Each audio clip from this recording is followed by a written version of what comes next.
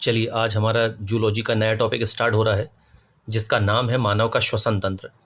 मानव का जो श्वसन तंत्र है वो निम्न भागों का बना होता है, आपके सामने है, ध्यान दीजिएगा। आज बहुत अच्छे प्रश्न हैं जो अपने हो सकते हैं आईएमपी। तो मानव का जो श्वसन तंत्र है वो निम्न भागों का बना होता है। इनमें सबसे पहले है नासिका मार्ग और नासिका। नासिका क्या होती है? नासिका वह स्थान है जहाँ से हम वायु को ग्रहण करते हैं। और नासा मार्ग क्या है? ये वो मार्ग है जहां से वायु कहां पर पहुंचती है? फेफड़े में पहुंचती है, ध्यान रखिएगा।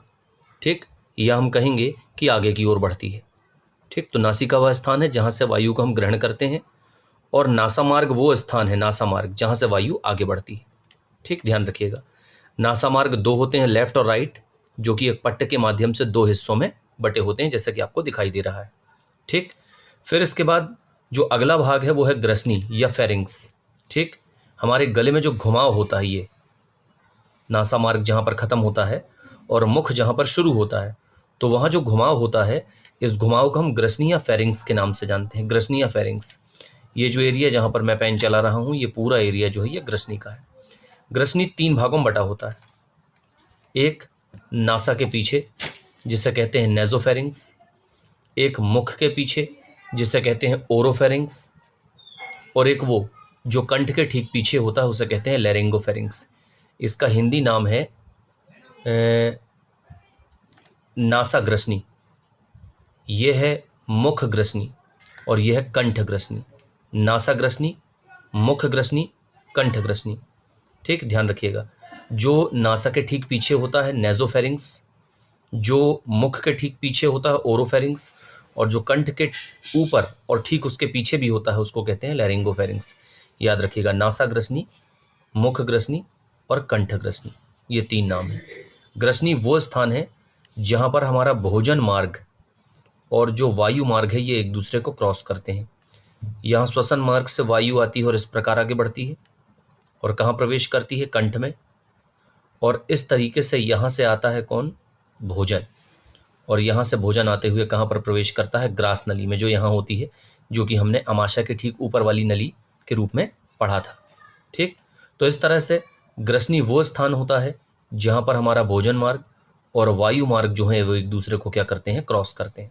ठीक, फिर आगे चलते हैं तो अगला भाग है कंठ। कंठ जो कि इस प्रकार उभरा हुआ हिस्सा होता है गले में, ठीक है, उस है ना, इसको लैरिंग्स के नाम से जानते हैं। और कंठ के ठीक नीचे का भाग जहाँ पर उपास्थीमय चल्ले होते हैं, इसको श्वास नाल या ट्रैकिया के नाम से जानते हैं।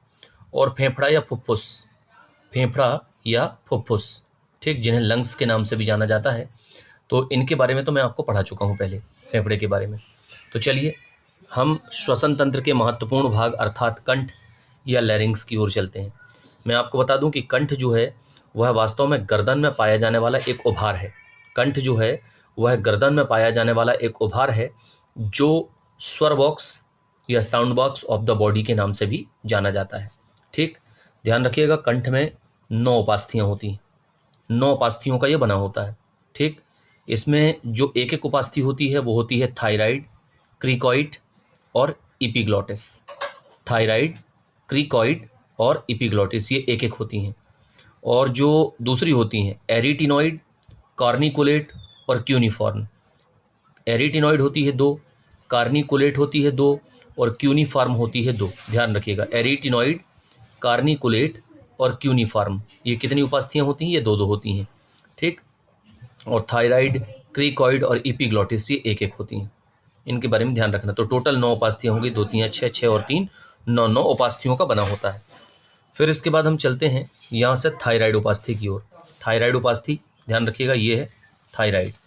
थायराइड उपास्थि जो होती है वो सबसे बड़ी प्रभासी उपास्थि मतलब थायराइड जो है सबसे बड़ी प्रभासी उपास्थि होती है। प्रभासी मतलब अपन कहेंगे आभासी। ठीक, जो उपास्थि जैसी हो, सबसे बड़ी प्रभासी उपास्थि थायराइड। और ये सामने गले में इस प्रकार से त्रिकोण बनाती है, कोण बनाती है। ध्यान रखिएगा, इस प्रकार का एक कोण बनाती है। लेफ्ट राइट एरिया होता है, सामने की ओर कोण बनाती है। इस कोण को ही, इस कोणीय भाग को ही किस नाम से जाना जाता है? एडम्स एप्पल के नाम से जाना जाता है। एडम्स एप्पल बहुत फेमस है और अपने पेपर में भी आ चुका है, एडम्स एप्पल। ठीक, ध्यान रखिएगा। अच्छा, इसके अलावा यदि मैं बात करूं यहाँ पर, तो इन 9 उपास्थियों में जो हैं वो 3 उपास्थियाँ मेन हैं तो सभी मेन, लेकिन फिर भी 3 मुख्य हैं। एक थायराइड जो सामने का भाग बनाती है, एक क्रिकाइड जो नीचे का फर्श बनाती है, और एक एरिटिनॉइड जो पीछे की ओर का हिस्सा बनाती है। थायराइड जो सामने की ओर कोण बनाती है, क्रिकॉइड जो फर्श बनाती है, और एरिटिनॉइड जो पीछे की ओर चम्मच के आकार की उपास्थि होती है, एरिटिनॉइड। 2 प्रभासी उपास्थियाँ होती हैं, एक थायराइड और एक एरिटिनॉइड, ध्यान रखना है। ये प्रभासी उपास्थियाँ, इनकी टोटल संख्या हो जाएगी 2 और 1 कितनी, 3। नाम में 2 है, संख्या में कितनी है, 3, ध्यान रखना है। तो यहाँ पर थायराइड के विषय में ध्यान रखें, थायराइड सबसे बड़ी प्रभासी उपास्थि है और सामने की ओर एक कोण बनाती है जिसे एडम्स एप्पल कहते हैं, जैसा कि मैंने कहा। और इसके अलावा दूसरी प्रभासी उपास्थि एरिटिनॉइड जो कंठ में पीछे की ओर होती है और चम्मच के आकार की होती है और पीछे की दीवार बनाती है, ध्यान रखिएगा। एपिग्लोटिस सबसे ऊपर स्थित होती है, ठीक, इनका ध्यान रखना है। तो इनकी संख्या याद रखनी है, क्योंकि पूछा जा सकता है कि कंठ में थायराइड की संख्या है, कंठ में एरिटिनॉइड की संख्या है, कंठ की प्रभासी उपास्थि कौन सी है, इस टाइप का प्रश्न बन सकता है। कंठ में उपास्थियों की संख्या कितनी है, इस टाइप का प्रश्न यहाँ से बन सकता है, ठीक। फिर मैं आपको बता दूं कि ये खरगोश और मेंढक दोनों में पाया जाता है। कौन, कंठ।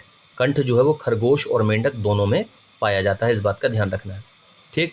फिर हम चलते हैं, कंठ के अंदर पाए जाते हैं वोकल कार्ड या स्वर भंजे या स्वर तंतु, ध्यान रखना है। वोकल कार्ड या स्वर भंजे या स्वर तंतु, ये धागेनुमा रचनाएं होती हैं जो कि 2 जोड़ी होती हैं। 2 जोड़ी मतलब कितने हो गए, 4।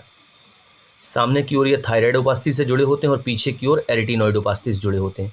सामने की ओर थायराइड उपास्थि से और पीछे की ओर एरिटिनाइड उपास्थि से ये जुड़े होते हैं। कितने होते हैं, 2 जोड़ी, 2 ऊपर 2 नीचे। इनमें से जो एक जोड़ी होता है वो होता है असत्य वोकल कार्ड, ये ध्वनि उत्पादन में भाग नहीं लेता। असत्य वोकल कार्ड कितना होता है, 1 जोड़ी, ध्यान रखिएगा। 1 जोड़ी वोकल कार्ड जो है ये असत्य वोकल कार्ड होता है। तो दूसरा जोड़ी है वो वास्तविक वोकल कार्ड या सत्य वोकल कार्ड होता है। ये ध्वनि उत्पादन में भाग नहीं लेता और ये ध्वनि उत्पादन में भाग लेता है, ठीक। फेफड़े में भरी हुई हवा जब अत्यधिक तीव्र वेग से कंठ से गुजरती है तो वो इन वोकल कार्ड्स को क्या कर देती है, कंपित कर देती है, जो ध्वनि उत्पन्न करते हैं। तो वोकल कार्ड जो हैं ये ध्वनि उत्पन्न करते हैं। ये तंतु के या धागे के समान होते हैं, ध्यान रखना है। 2 जोड़ी होते हैं, सामने की ओर थायराइड उपास्थि से, पीछे की ओर एरिटिनॉइड उपास्थि से जुड़े होते हैं, कंठ में पाए जाते हैं। ये जो 2 जोड़ी हैं इनमें से एक जोड़ी जो है वो असत्य वोकल कार्ड होता है और जो दूसरा जोड़ी है वो वास्तविक वोकल कार्ड होता है या सत्य वोकल कार्ड। ये ध्वनि उत्पादन में भाग नहीं लेते, ये ध्वनि उत्पादन में भाग लेते हैं। मैं आपको ये भी बता दूं कि जो असत्य वोकल कार्ड होते हैं, ठीक, असत्य वोकल कार्ड जो होते हैं इनके बीच का जो स्थान है वो कहलाता है रीमा वेस्टिबुलाई, और जो सत्य वोकल कार्ड होते हैं इनके बीच का जो स्थान होता है ये कहलाता है रीमा ग्लोटाइडस। रीमा ग्लोटाइडस, जिसे पीप होल के नाम से भी जाना जाता है। यदि हमसे पूछा जाए कि पीप होल कहाँ पर पाया जाता है तो हम कहेंगे पीप होल जो है ये पाया जाता है कहाँ पर, कंठ में, और वो भी वास्तविक वोकल कार्ड के बीच में, ठीक। तो इस तरह से अपने को ध्यान रखना है। कंठ से प्रश्न पूछा जा चुका है, पूछा जा सकता है, और उपास्थियों की संख्या से वोकल कार्ड से भी प्रश्न बन सकता है, ध्यान रखिएगा। फिर इसके बाद चलते हैं श्वासनाल।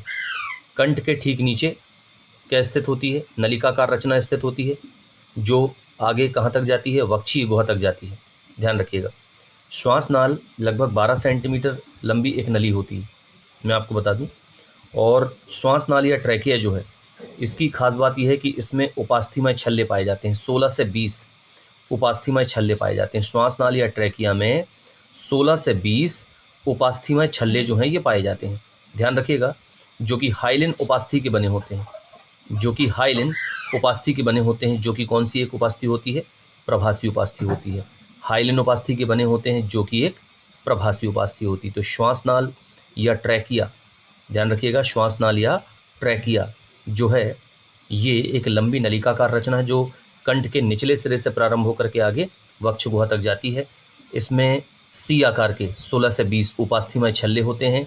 हाइलिन उपास्थि के बने होते हैं जो कि प्रभासी उपास्थि होती है, ध्यान रखिएगा, प्रभासी उपास्थि, ठीक।